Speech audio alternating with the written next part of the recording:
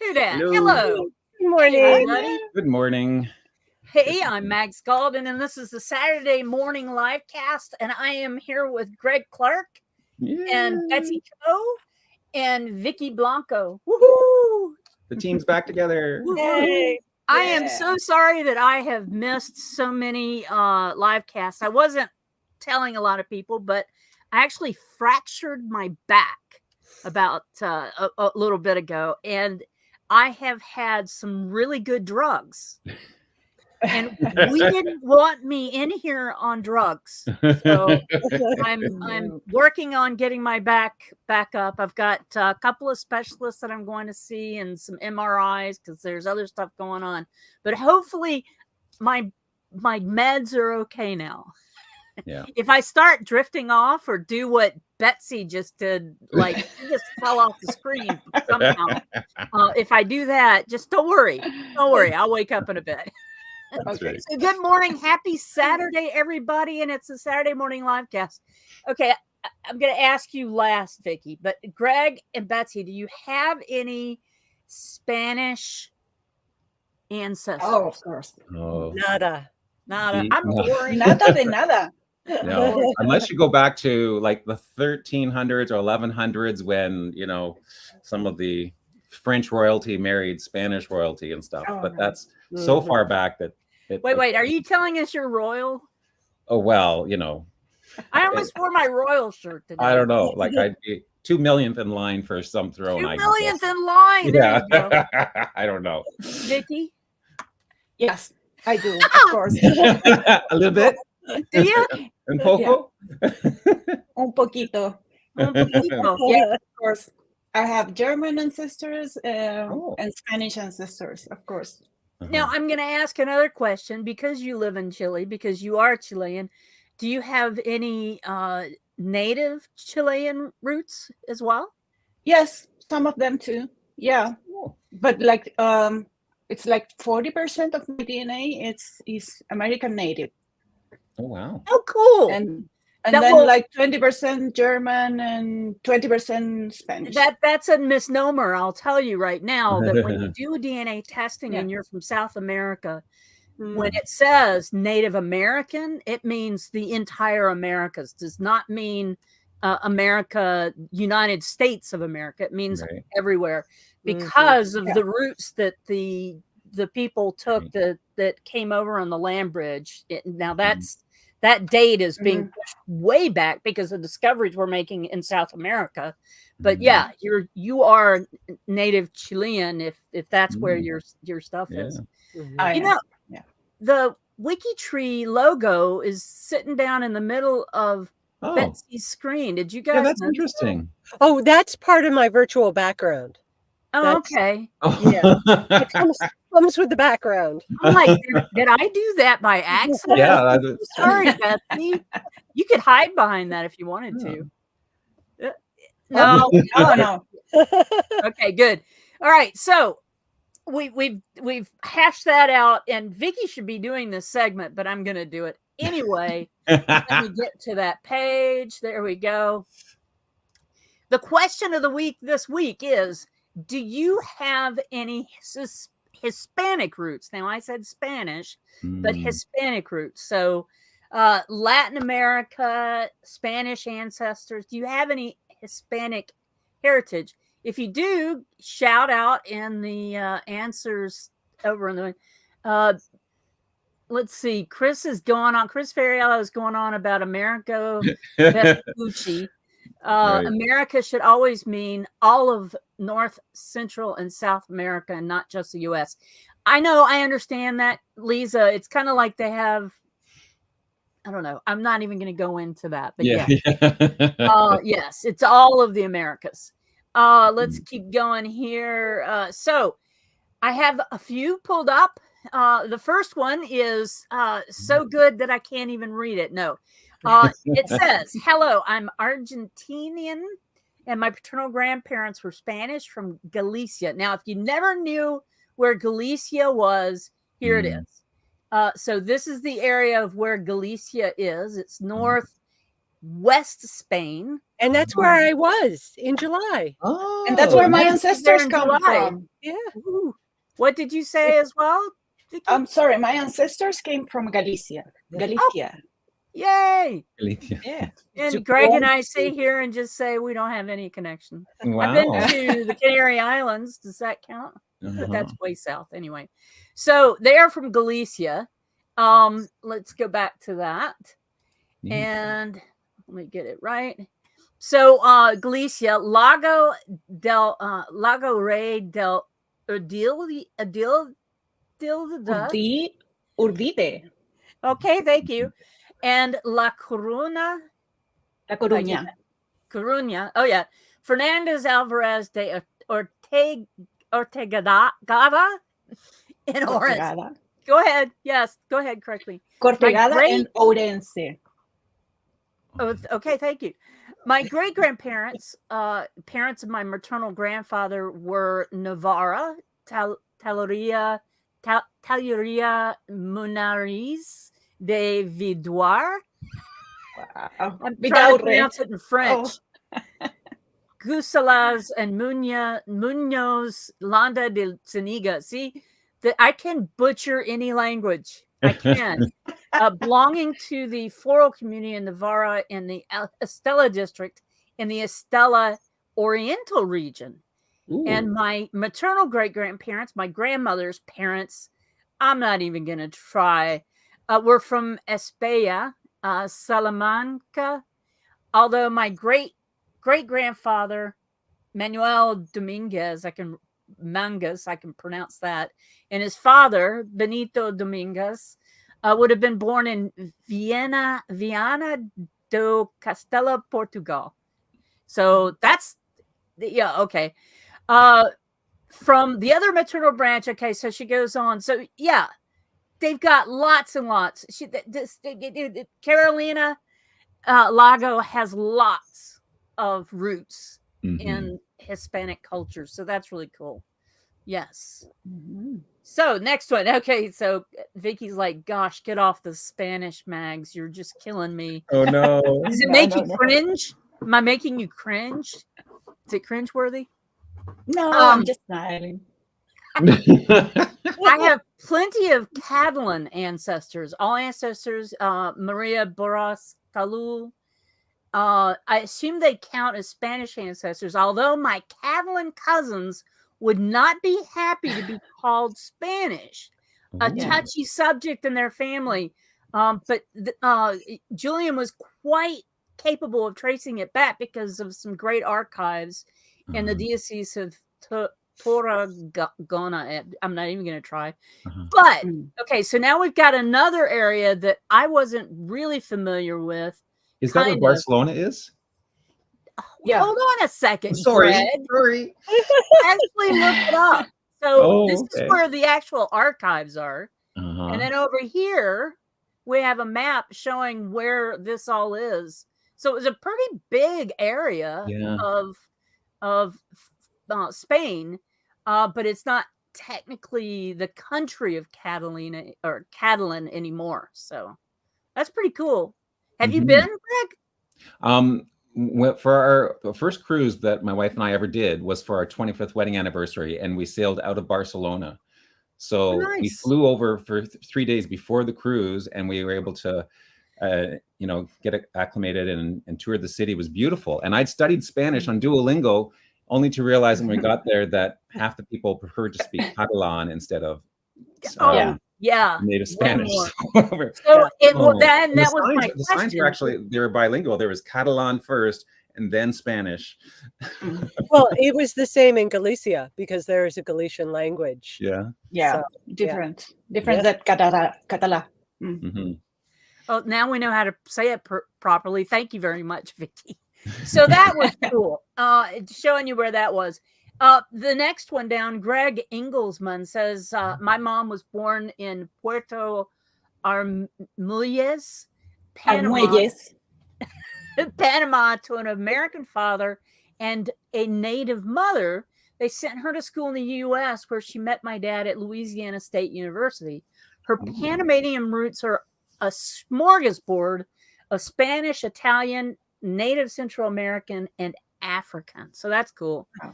You do you have a lot of DNA matches, Vicki? Yes, a lot. Yeah, and all over the world. Cool. So don't forget to upvote these great answers in the GDG post. We have William Leahy, baptized the 5th of July, 1818. Anthony, he arrived in Chile about 1874. Look at that. Yeah, I thought that's the reason I included this one. Married Yay. 17th of October, 1882, and had 9 children.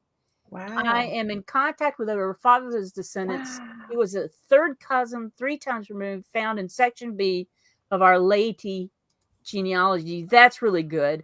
Another South American connection from Dan Ellis. Yes, my mother is Costa Rican, so that's pretty cool. I proclaim to be Spickrish. Spickrish. Is that like Okay. Spanish and English? But rich. I don't know. Costa Rica? No. I don't know. So Costa Rica. The Rick from Spanish, Costa Rican, and English. And English. There we go. Spanish, Rican, English. There we go. So we got to learn a new. Wow. There you go. Thank you, Dan. Thank you. Gonna run on now to the next one. I have an elusive biological paternal grandfather who was discovered via DNA testing matching. I have yet to determine his real identity, as he assumed an alias in the U.S. Raymond Ramos Barra. Fathered 2 sons in a common law marriage in Watertown and Canandaigua, New York. See, I can't even pronounce that, and that's like right down there. So is Watertown. Abandoned the family in 1927 in Tulsa, Oklahoma, and disappeared. So it makes, he was in the military, obviously, because Watertown was has a fort right next to it. I'm just assuming. I would check that out. My father was born in October 1935 in Waterloo, Iowa, and his half aunt was born 6 months later in Milwaukee, Wisconsin. DNA appears to indicate his ancestors were from Leon, Guanajuato, and San Luis Potosi. End up saying it Italian, and now that's great.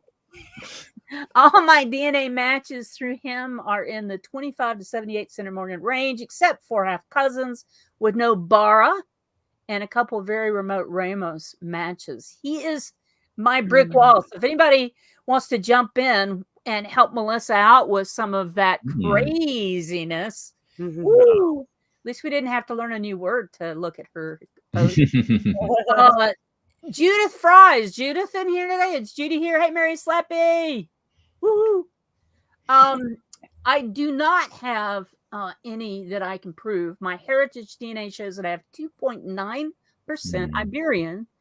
Must be one of my brick walls. My oldest nephew's great grandmother's family was from Chihuahua, Mexico, and my sister-in-law's second great grandmother was born in Florida, but had mostly Spanish ancestry with a little French thrown in.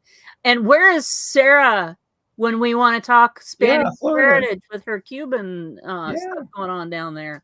So that. Oh wait, we got one more. Yeah, my mom is Cuban. There we go. I segued, but I didn't segue. I didn't go. Segue. My mom is Cuban. I have been able to take a few lines back to Spain, Barcelona, Galicia, Canary Islands using books. Did you know that Janine Cloud, and I almost called Janine to say, hey, do you want to come in here on a Saturday on your day off? But I don't know. She has Canary Island roots as well. And I've been there. I've been to the nice. Yes. All right. So that, I believe, is the question of the week. And I didn't say hello to everybody. I just noticed Mary popping in here. So I thought I would say hello to Mary. But Chris is here and Fiorelisi. APM 17. Who is that? Amanda. Light of my life, you should have been a gentleman's wife. Country song. Let's see. Terry Burks is here. Lisa Gervais. Hey, Lisa. She's right up the road here. Let's see. Katie Miller's here. Who else is? John Tyner was here early, but he said he had to go bowling. He gave up the Saturday roundup to go bowling.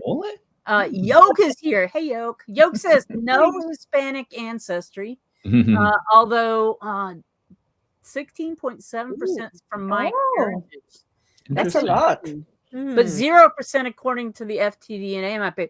Well, and that may be the difference in having more Europeans testing at my heritage than at FTDNA. That may be the issue. And I'd also, if you want to try something that has a lot of European testers, try Living DNA.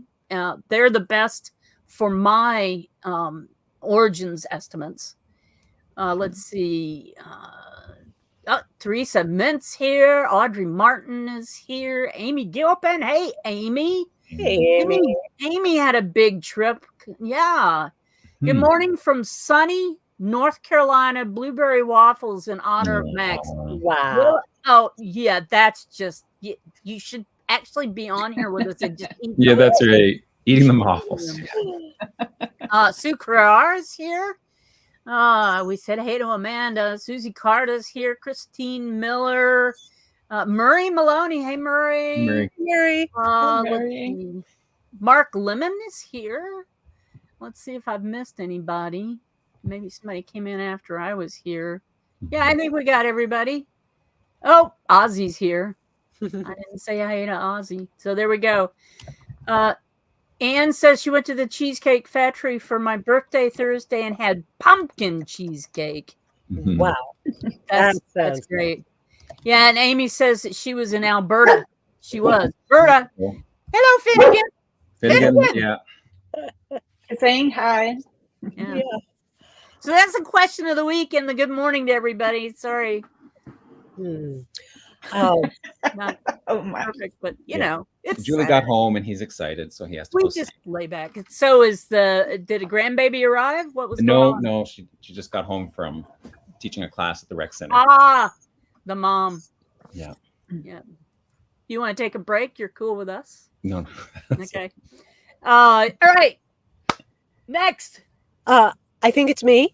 Yeah. I thought we could talk about what the word portrait means to everybody.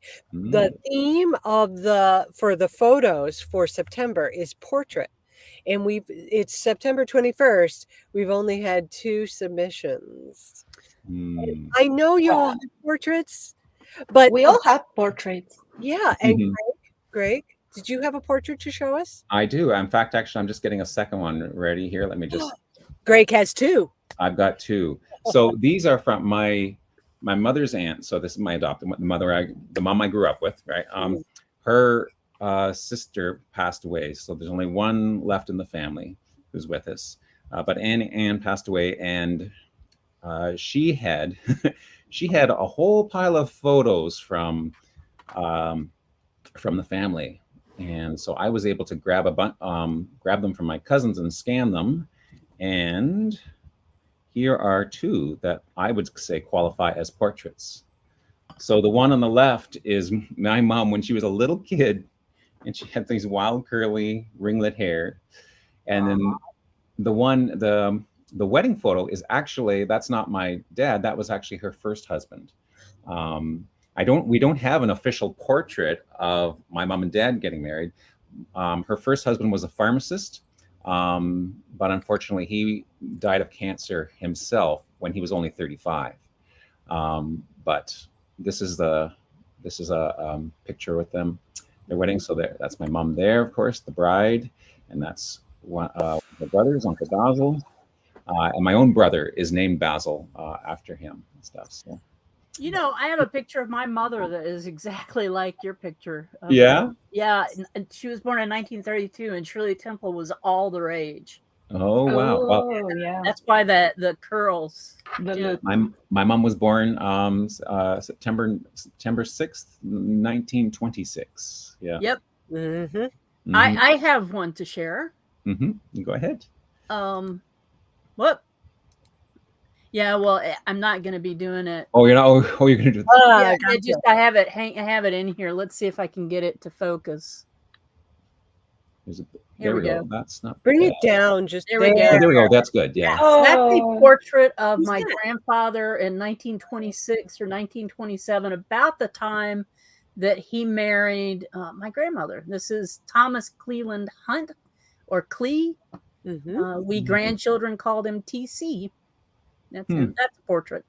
Oh, he's handsome. Nice. Yeah. And Yoke let me know that we've had a couple come in. I was doing my prep last night.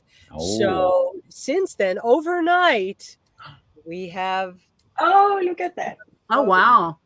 Yeah. That's a portrait. I haven't read. So this is who put this. No, this is from Yoke. Oh, that's what she did. Grandmother Barbara Van Velsen. My mother always told me she and her husband had 22 children, but I've only been able to find 18. Oh, my. Anyway, with basically a pregnancy every year from age 22, it's no wonder she looks exhausted. Oh, my goodness. Yoke, do you know how old she is in this photo? I wonder. Huh.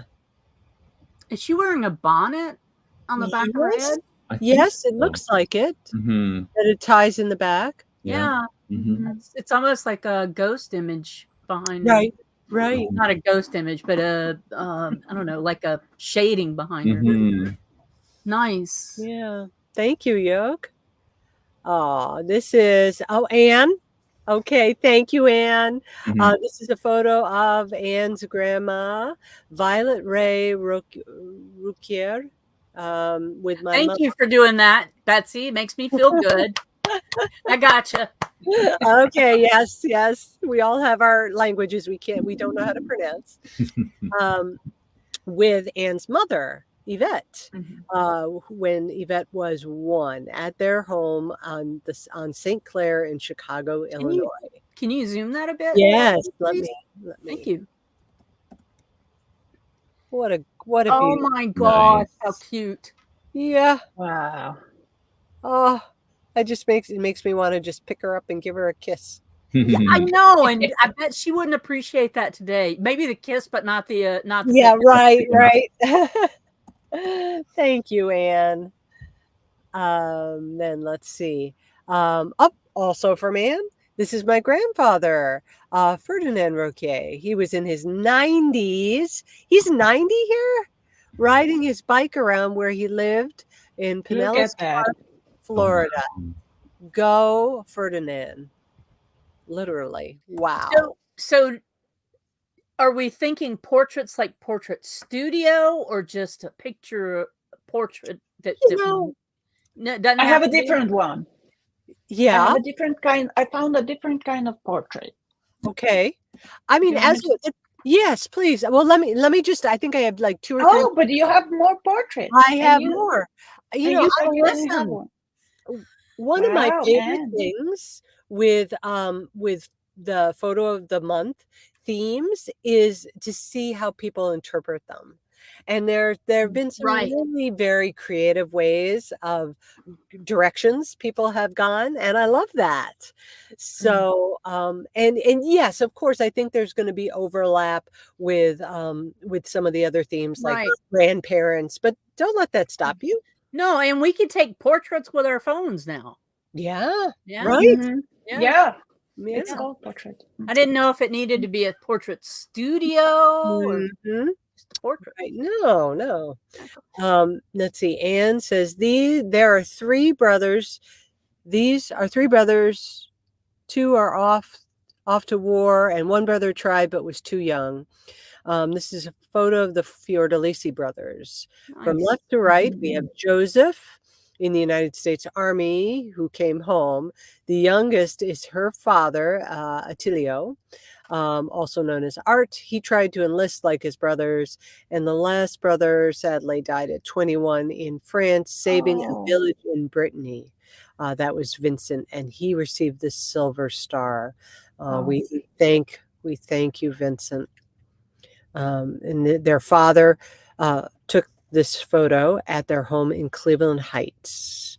So I'll make And it. he lived to be 100 years old, the guy on the bike. Wow. Whoa. Yeah. That's awesome. Maybe the secret is to go on a bike everywhere. Ride a bike. Yeah. It's good for your, it's not hard on your joints. It's cardio. It's, yeah. Okay. And I think maybe this up to a couple more. What is this? Wow. Oh, Yeah. that's beautiful. Who are these from? M. Ross. Okay. So let's see. This is my paternal grandmother, Marguerite Richards Ross, 1896 to 1978, usually called Maggie.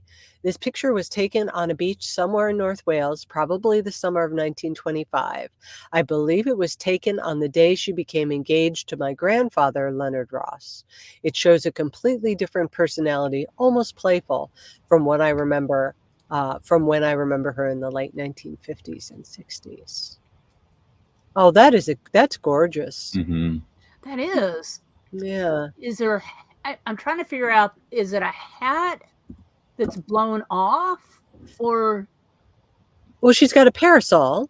Oh, there you go. That was very. I couldn't figure it out. Yeah, and a hat. Is it a hat or a headband? Yeah, I guess a hat. Maybe a cloche. Scarf. Yeah. A cloche. A cloche.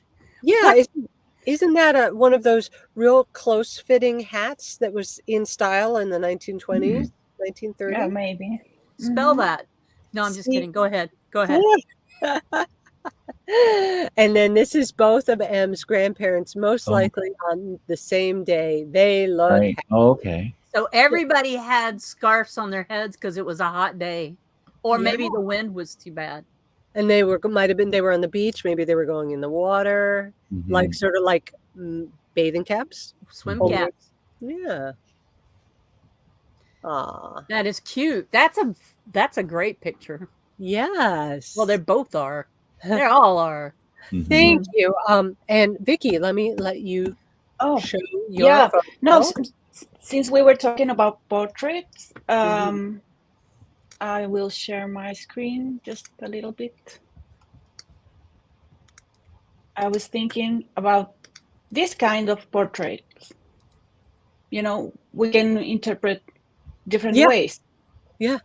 So this is a distant ancestor of mine. Okay. And this portrait is in a museum in Limerick, Ireland. Oh. And it won't open. Oh, there it is. There we go. John Edgerton Carroll. Yeah. Well, it is a little photo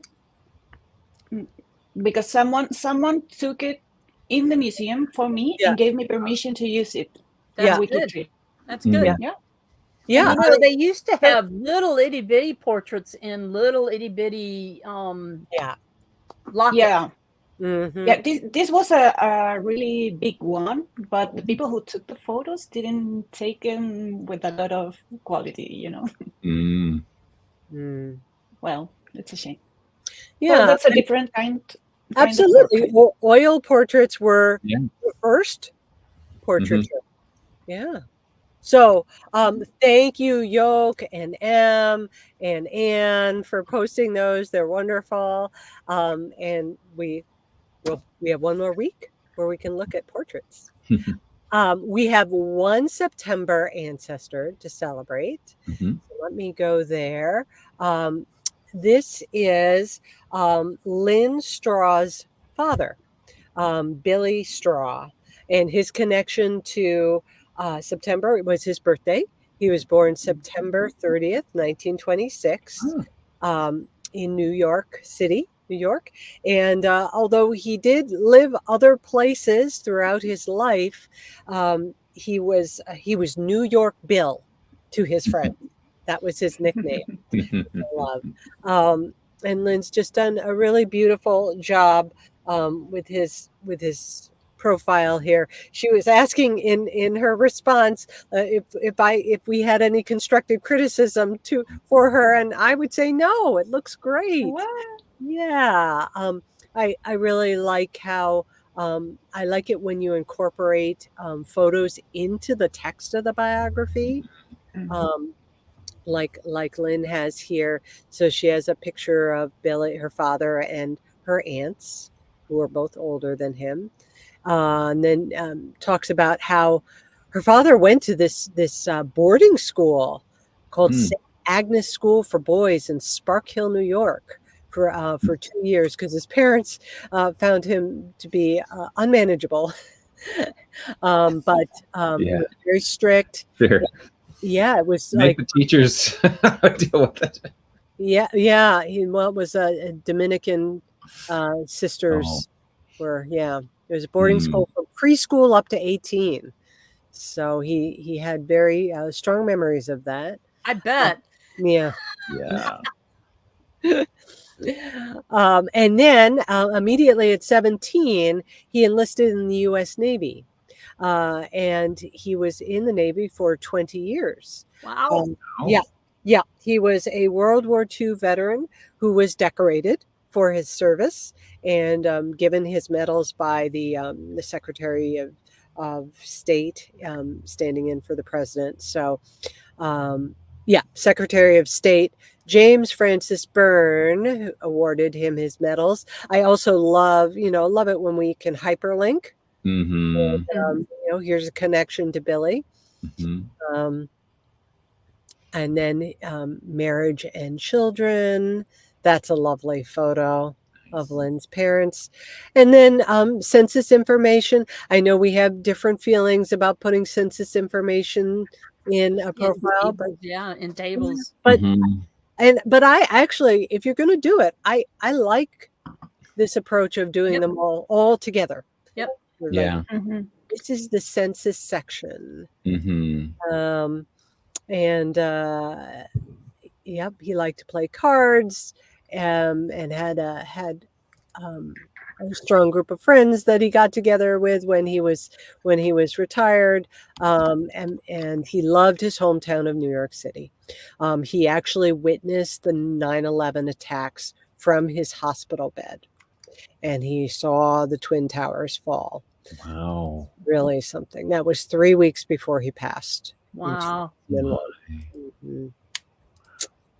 So just a beautiful profile, Lynn. Thank you so much for sharing your dad with us. And it's an honor and a privilege to learn more about him. So over to who? I don't know. Yeah. Okay. Not to you? No, I go last. That's the regional order. I'll try and give you some time, okay? I'll try. We'll see. So this week, the Connection Checkers game this week, and the theme for the profiles is our EGOT winners. So what is an EGOT? What is an EGOT? People, I've been telling people is this that week. That tall bird with a skinny neck? Yeah, that's right. No, egret. This I will say is a really popular New York Times crossword puzzle question. Oh, is it? Or there's certain things that they love, and EGOT is one of them. EGOT's one of them. Yes. Oh.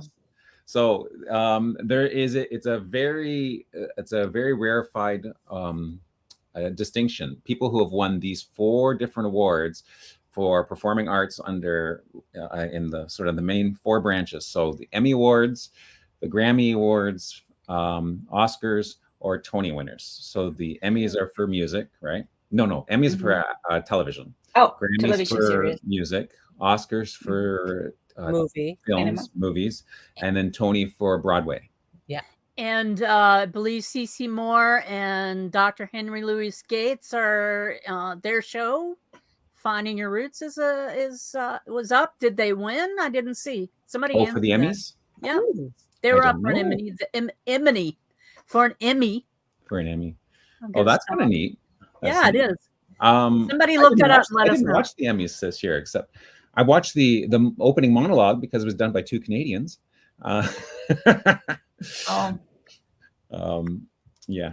But anyway, so the EGOTs, and of course what kicked this off is the passing of James Earl Jones, who himself is an EGOT winner, and of course the the voice of Darth Vader from Field of Dreams and Mufasa. He was the voice of Mufasa in The Lion King and lots of stuff. He's very. I am very disappointed because I wanted him to be the voice of my car navigation. Oh, wouldn't that be great? Mags, turn left. And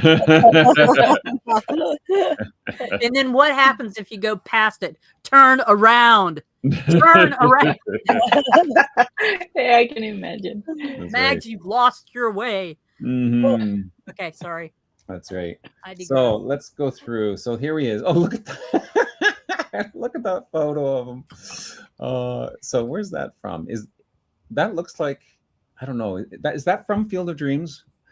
No, I think that's an interview with. Is that an interview? The guy. I'm trying to think of his name, but it's an interview with him on stage. Oh, okay. I recognize that photo. Yeah.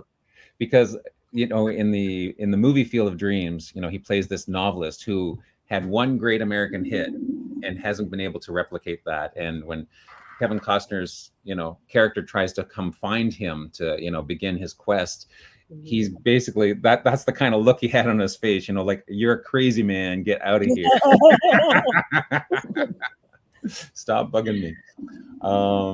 But anyway, James Earl Jones, born 17th of January, just one day after me, but a few years earlier, 1931. One day after and many years earlier. In Arkabutla.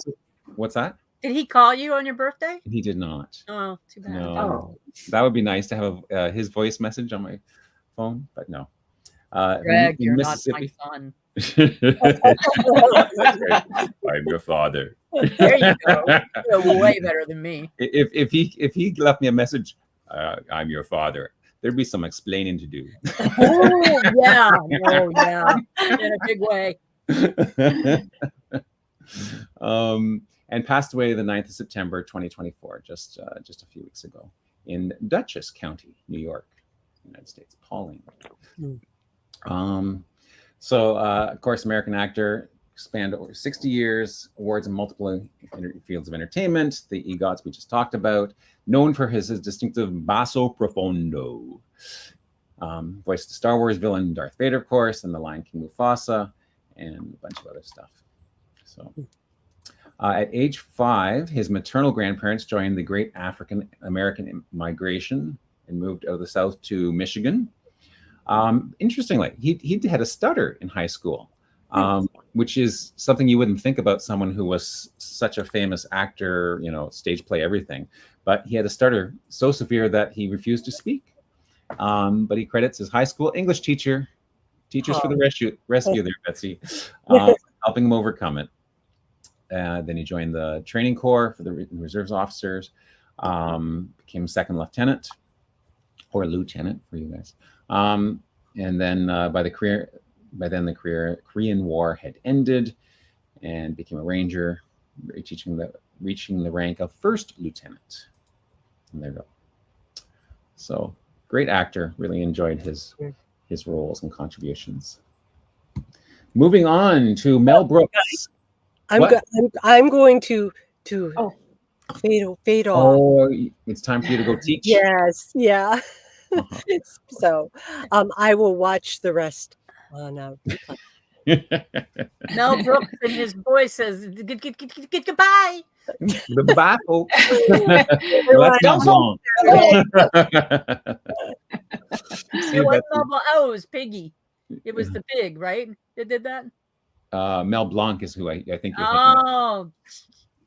Yes, another Mel. Another Mel Brooks? Gosh. Mel Brooks is the comedian. That's hilarious. That is funny, yes. American actor, comedian, filmmaker with over 70 years in the show business. Began his illustrious career as a comic and a writer, and went on to create some of the most well-loved movies of all time. So he was born as Mel Kaminsky. And then he changed his name from Kaminsky to Brooks when he, when was that? His father died of TB, tuberculosis, when he was only 2. So actually, his birth name wasn't even Mel. It was actually Melvin. Name Melvin James Comiskey, born in 1926. And then after he went at age 9, when he went to a Broadway show, he told his uncle he didn't want to work in the garment district anymore.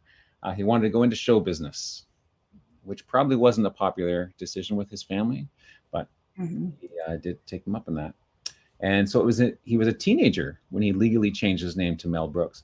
And that surprised me that you could actually legally change it when you were still like underage, or well, maybe I guess he could have been over 16. Teenager could be up to 18 or 19, I suppose. But the reason, because there was another jazz trumpeter and band leader named Max Kaminsky that I guess with his name is Mel Kaminsky, was getting confused with.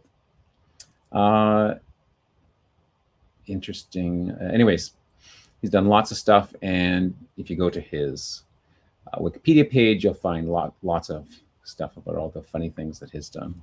Is he the History of the World? Was that one of his movies? I have no idea. No, that was Monty Python. Oh, that was Monty Python. Oh, okay.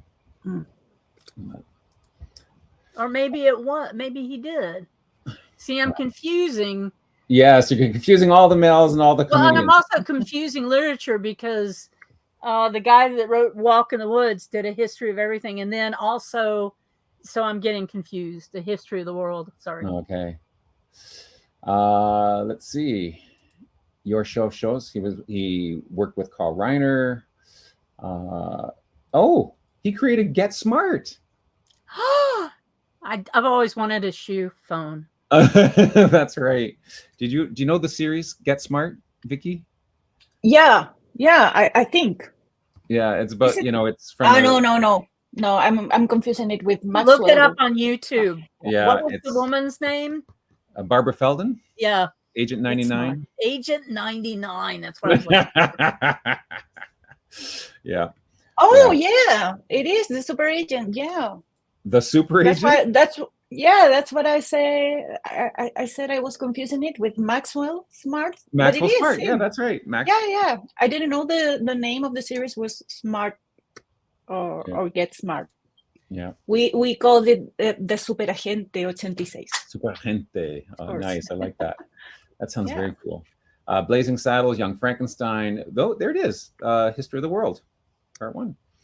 Young Frankenstein. It's coming up October.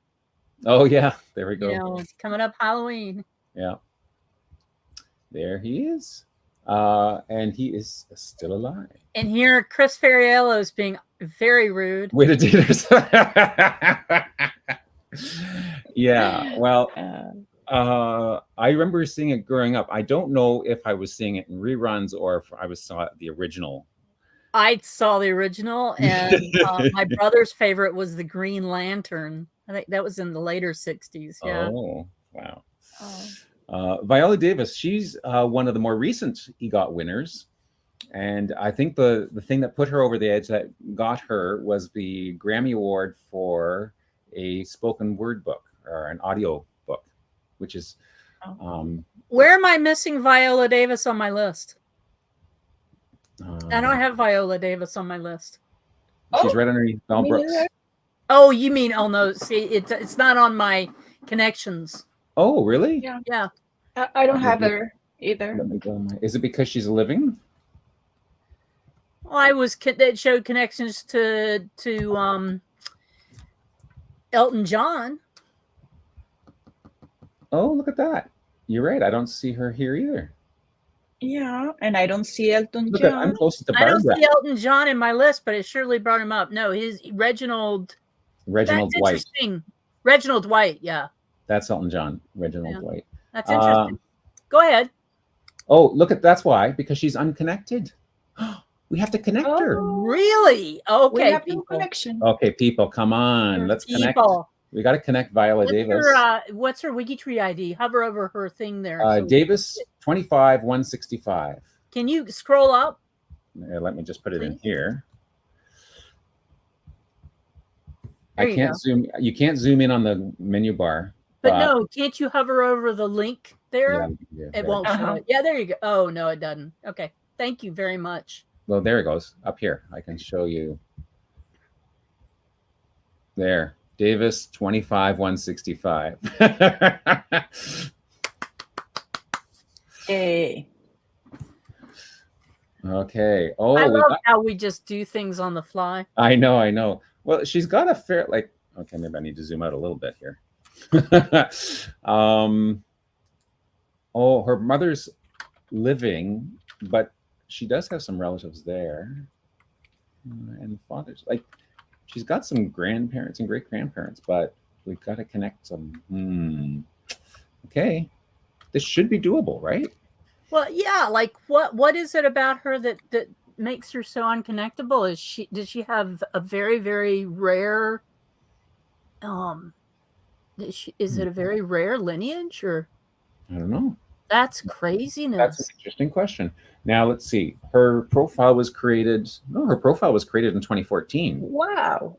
So it's not like it was just created recently. And it's just her father's side. It looks like it was. Well, her mother's alive, so that's why it says private mother. But if I go to Tree Apps and open up the fan chart, you can see there's let's go up here. You know, it's not bad. No, it's not bad, but it's just not connected to the bigger tree. Yeah. And Azure in the background, we love you, Az. Only 110 profiles with 7 degrees, so just need to increase her to find a connection somewhere. Not increase her. We don't make her fatter. We just want to see the score go up. Yeah, that's right. Let's just get her connected. And Davis isn't an easy name to research often. Oh, that's a good point. Yeah. That is a good point. Yeah. Well, I'm right here. I'm on Clarence Eugene Davis. Let me just look and see what's out there. There are census records and stuff. Marriage. Yeah. I wonder if the daddy is named on the marriage record. Now, the other thing, I mean, I don't know, but I'm only guessing that at least some of her ancestors were probably enslaved. So those records get pretty scant when you go back, right? Yep. And this is... Why it isn't easy to research Davis? Is it too common, maybe? It's too common. Yes, it's a very common name. And this goes back to 1914, South Carolina. So we've got some other decades. We got, what, 2 decades to 3 decades to go on back to possibly before. Census records, yeah. Yeah. Okay, and then just go forward to, Cool. Yes, okay, so lots of great WikiTreeers watching this. This is your mission. Should you choose to accept it, connect Viola Davis to the tree. Oh, somebody has up that she used to be connected. Whoops. Oh. As she showed 45 degree to her to Lisa. Oh, that's Lisa. But then now she has no connection. So in one of the athons or one of the games, we probably found an error in a connection and corrected it. So nice catch, everybody. We're going to be able to do some work on this. In South Carolina. Interesting. Okay, moving on. Arthur John Gielgud, from England, born 1904. So far he is the oldest, born earliest of our EGOTs that we found, from South Kensington, London. Passed away right at the turn of the century, 2000, 21st of May, at the age of 96. I love when they have a nice long life. Still in the United Kingdom. English actor, theater director, with Ralph Richardson and Laurence Olivier, dominated the British stage for much of the 20th century. Yes. Now, Ralph Richardson is not a name that I'm familiar with, but Laurence Olivier, of course, very well known. Yeah, he's my closest, but I have no idea who is he.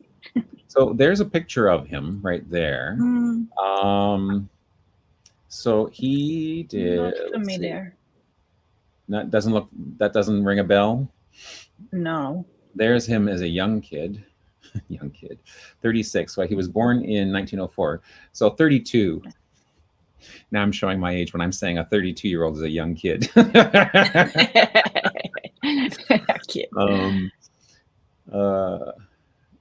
But if you're not sure, well, actually, I had the Wikipedia article up. He did lots of stage work. Yes. That Lots was, of I think, it was Shakespeare. primarily a thing. Worked with Helen Hay and Claude Rains, also giants in the field. Wedding photo. No, that's Noel Coward. Let's see. We're just the old Vic. It looks like Ralph Fiennes, the actor. He does a little bit, doesn't he? Yeah, he has that sort of look. There is. Yeah, you're right. There is sort of a Finesian look. Finesian. Finesian. If I could coin a new word just for Vicky. There he is. So here he's on Broadway. So that would have got the one element. Here he was in a movie, Julius Caesar. Much ado about nothing. So, interesting. Anyways, let's move on to Audrey Hepburn. Everybody's favorite. I know. She's so sweet. Audrey Kathleen Hepburn Ruston, I guess would have been her birth name. Born on the 4th of May, 1929 in Ixelles, Brabant, Belgique. Passed away at the age of 63, which I think is too young still. On the 20th of January, 1993 in Tolochenaz, Vaud, Suisse. She was an actress, fashion icon, philanthropist. I didn't know about that. She was born to Joseph Ruston and Ella van Heemstra as Audrey Kathleen Ruston in Brussels. Her mother was a Dutch baroness, and her father worked in business. She dated William Holden. Isn't he the one who wrote Catch-22? Was that William Holden? William Holden's an actor. Oh, he's an actor. Okay. Oh, it's his fellow actor. Hello. During the filming of Sabrina, that's one of the films that she was famous for. She did marry the actor Mel Ferrer, and they had one son. She appears very delicate, and there's a picture of her. Beautiful. Other films: Gigi, Roman Holiday, Love in the Afternoon.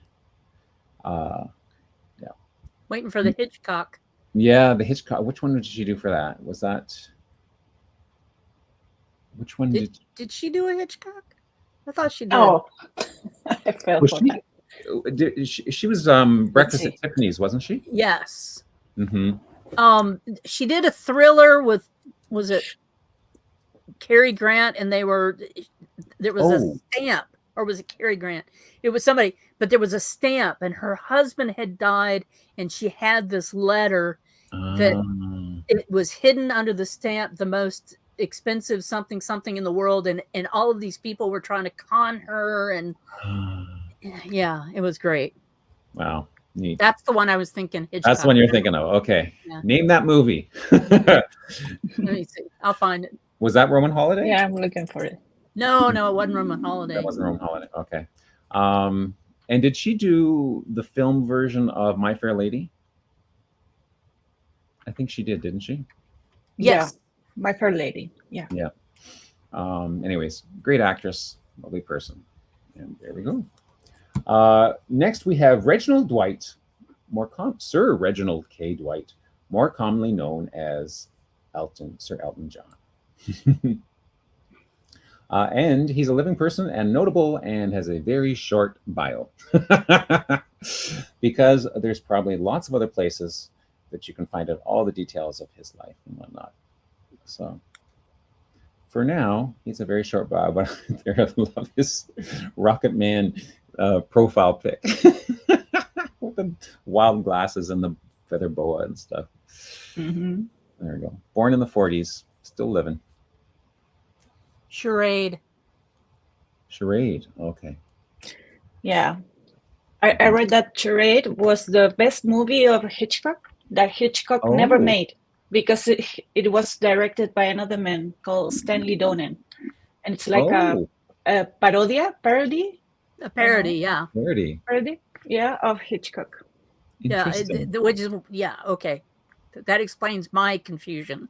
Right? Yeah. Interesting. I'm going to claim it. Okay. John Legend, singer, among other things. I love him. Award-winning American singer, songwriter, and actor. First Black man to achieve an EGOT. There we go. So here's a news break, a news flash. Yes. Viola, there was a wrong spouse connection in her line that was removed yesterday. Wow. Just to create chaos on the Saturday Roundup. Really? Okay. Well, that because they wouldn't choose notables who weren't connected to the tree to put in the contest, right? Mm-hmm. But someone who did the connection checkers game and did the connections found that it was a mistake, so they fixed it. Yeah. Well, that's better for the tree to have it fixed. Yeah. But it leaves us wallowing without. Okay, we have to get her back. Find another route to get to. Get her back. Get her back. Okay.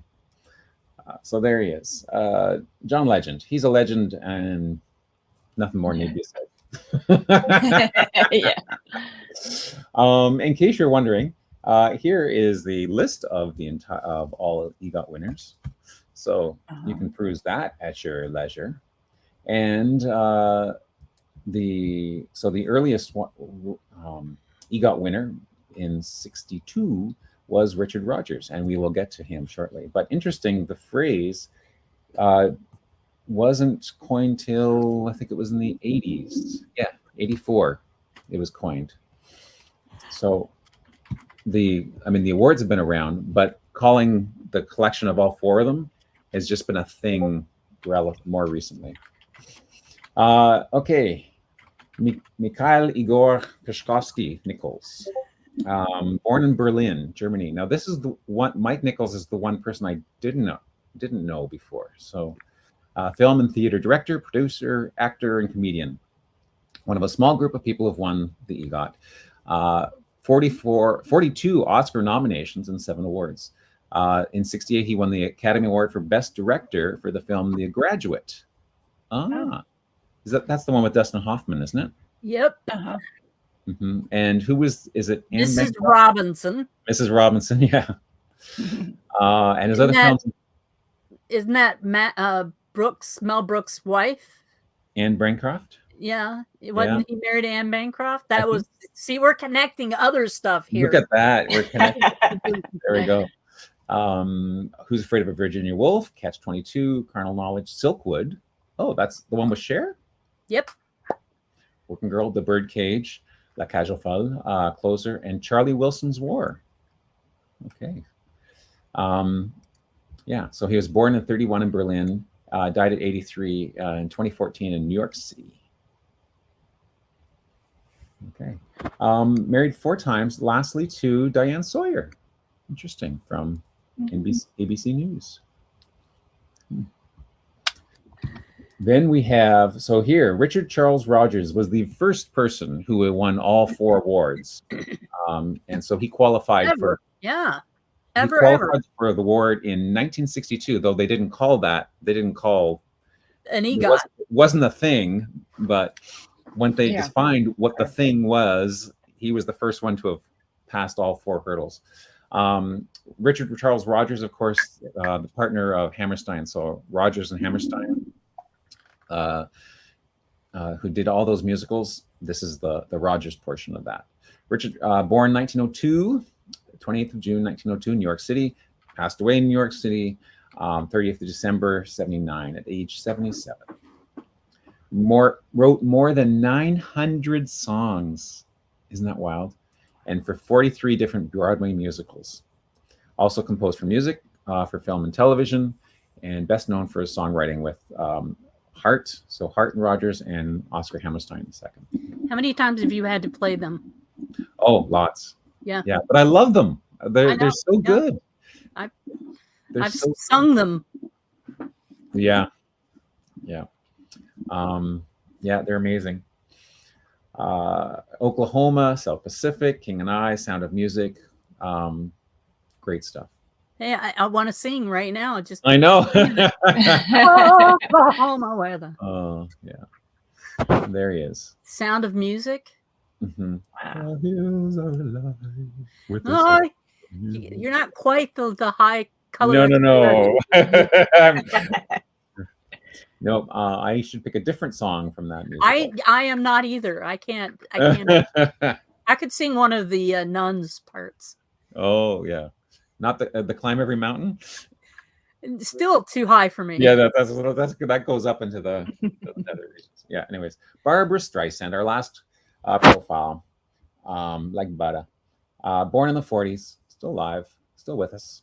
American vocalist, actress, director, among one of the few performers, of course, to have won 4 awards. Born April 24th, 1942, to Emanuel and Diana Streisand in Brooklyn, New York. Started her career performing in nightclubs and theaters. Imagine seeing her early on in her career before she became famous. Wouldn't that have been, that would be so cool to be able to have done that. By the end of the 60s, she won her first Grammy Award in 63. Wow. For Best Album of the Year. By the end of the 60s, she'd in the film Funny Girl. Love that one. That was good.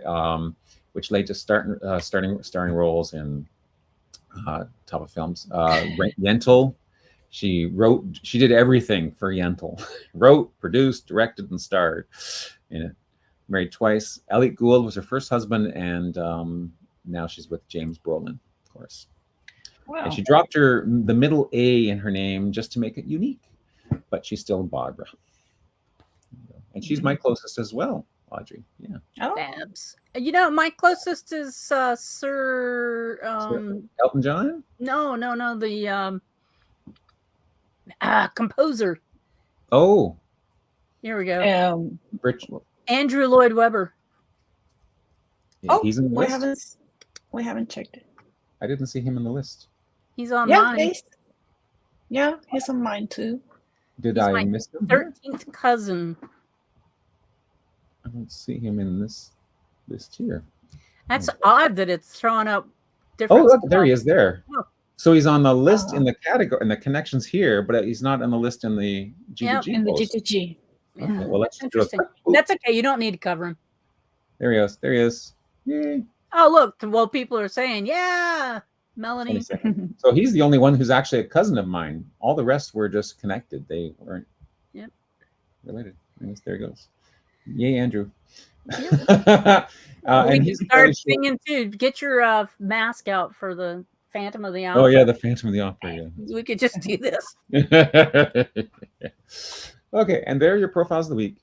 And Yay. I'm only 2 minutes over, but we still have Vicki. I have another news flash. Oh, news flash! What? I have a news flash.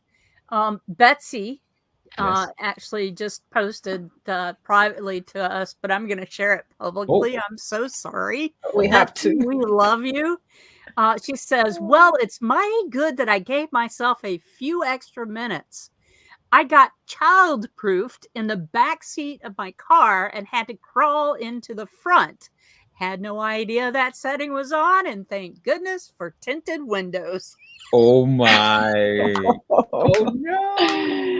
No, Betsy. Yeah, Betsy. Oh, I'm sure you did it well and gracefully too. Absolutely, just gracefully. That's funny. Okay, go ahead. Sorry. Wow. I had to. Okay. Yeah, we had to say it. Okay, so I'll share my screen so we can see the profile makeover of the week. And since we were talking about portraits, maybe someone in the chat finds this portrait familiar. Who would that be?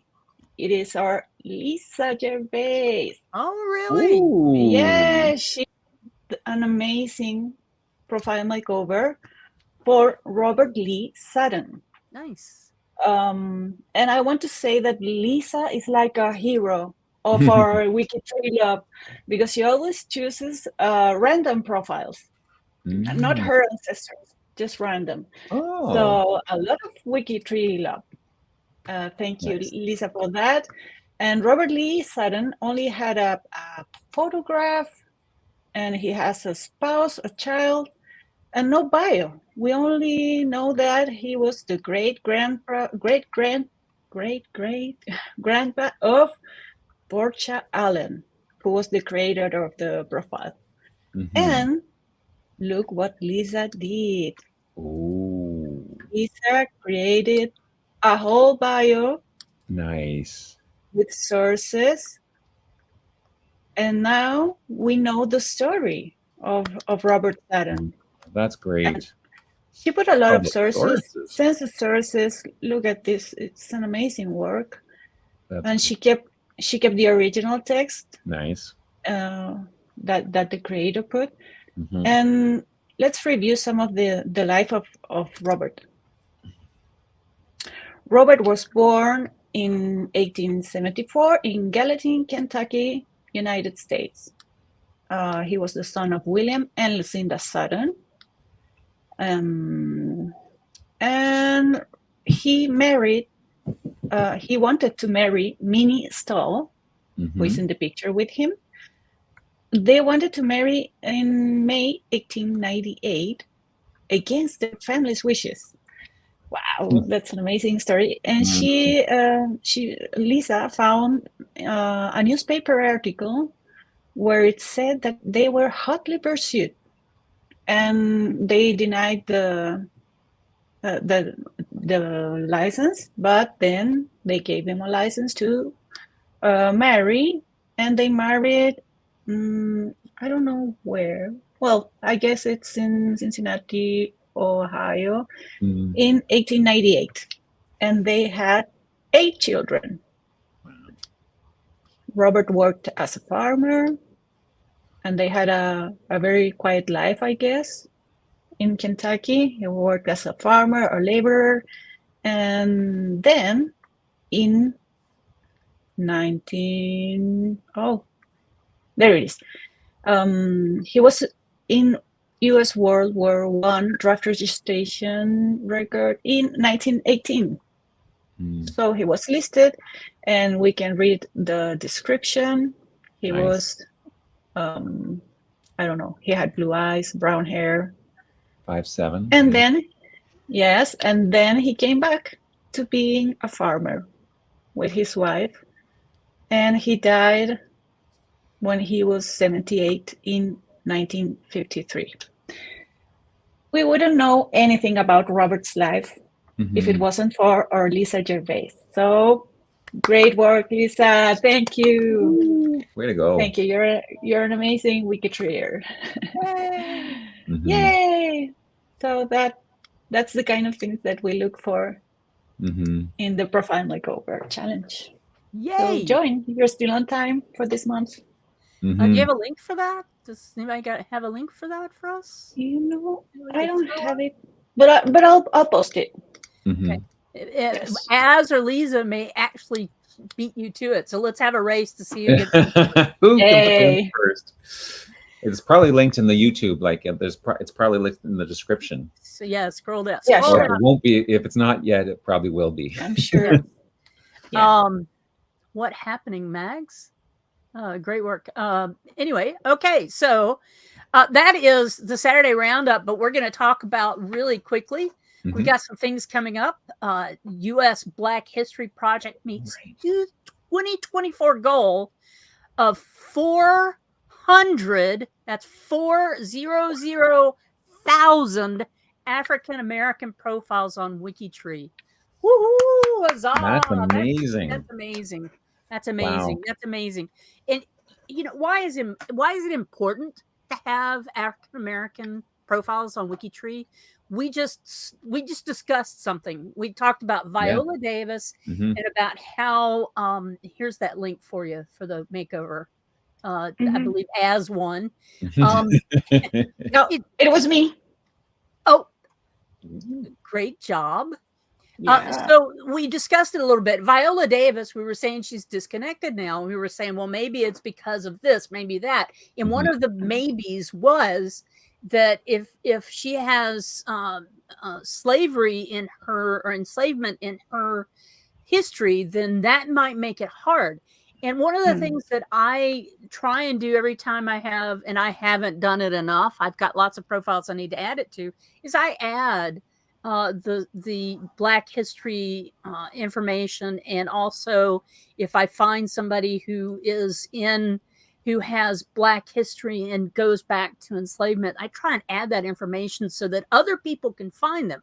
So if you're out there in the world and you're doing research on somebody, you may be able to find them on WikiTree, where you won't be able to find them anywhere else, because the Black History Project is doing such a good job of meeting that information with a goal of 400,000 African American people. That is crazy cool. And it's not even over yet. No. Let's see what happens in December.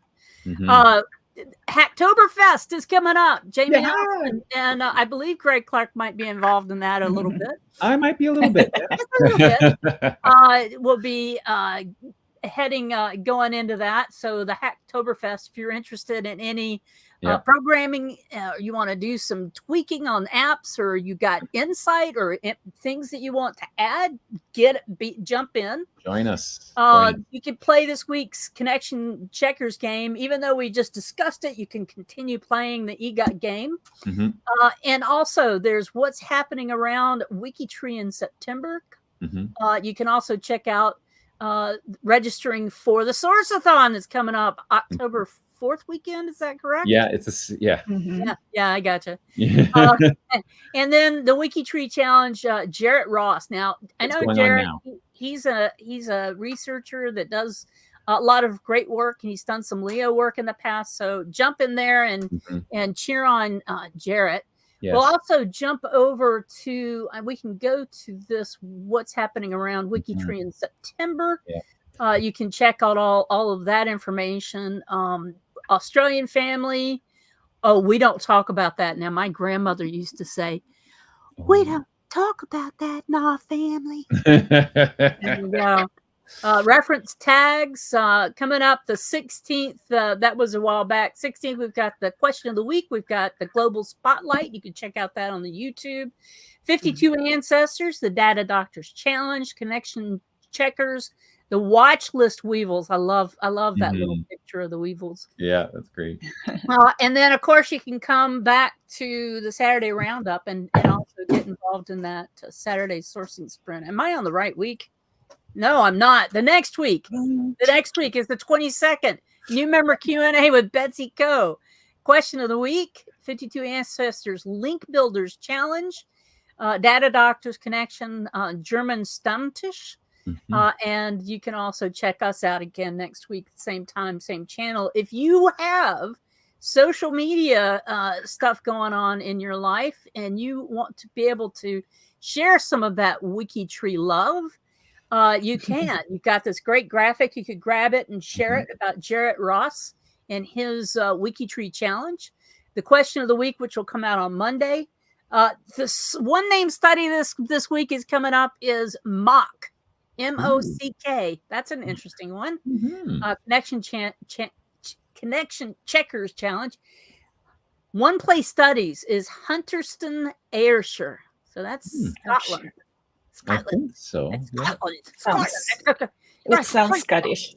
The Source-a-thon is coming up. Remember to register by Wednesday normally of the week before. Is that? I don't know what the cutoff date is. Generally, it is. Get yourself signed up. Hall of Fame songwriters is one of the things, and they're talking about Souther 485. Does anyone know who that is? J.D. Souther? I should? I don't know. I don't. Okay. Okay, I'm going to look it up. Somebody look it up. That's so funny. Anne Fiordelisi says, wow, songwriters. I'm so glad you know. And then meet our members and come back to the roundup again next Saturday, where we know nothing about whoever this is. That's okay. We admit that.